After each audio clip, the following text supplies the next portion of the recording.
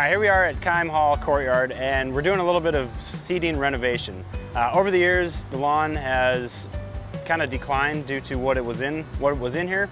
It was mainly tall fescue, and the trees are getting bigger, so there's more shaded areas, and we're getting these thin spots. So what we decided to do was leave the existing tall fescue because it's doing well in areas and still thin in some, but we decided to incorporate a shade-tolerant grass, and that is fine fescues. So we used a blend of 5 different fine fescues, and that's going to help, establish a different variety within this shaded tree area and hopefully establish well and continue for years to come.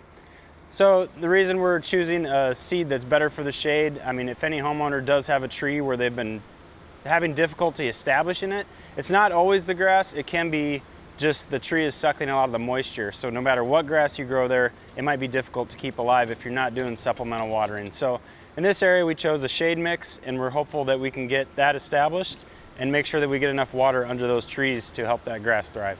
It's difficult growing in the shade no matter what you use, but this grass has better potential than some of the others. So what we're doing in this area is we're going through, we're drop seeding the seed at a rate of 5 to 6 pounds per thousand.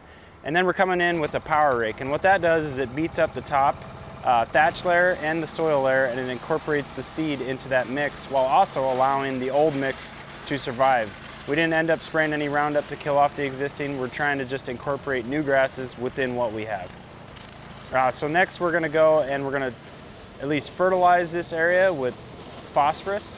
So generally a pound of P2O5 is what's required to help initiate and establish these lawns. You can do a soil test, but it's always a good recommendation to have some sort of fertilizer with phosphorus in it to encourage that grass and to spread before fall and winter comes. So the reason we're doing this renovation at this time, if you look back, generally August 15th is the time to seed. We did have that 100-degree heat wave, so for seeding in that time, germination can be very difficult. We can have dampening off.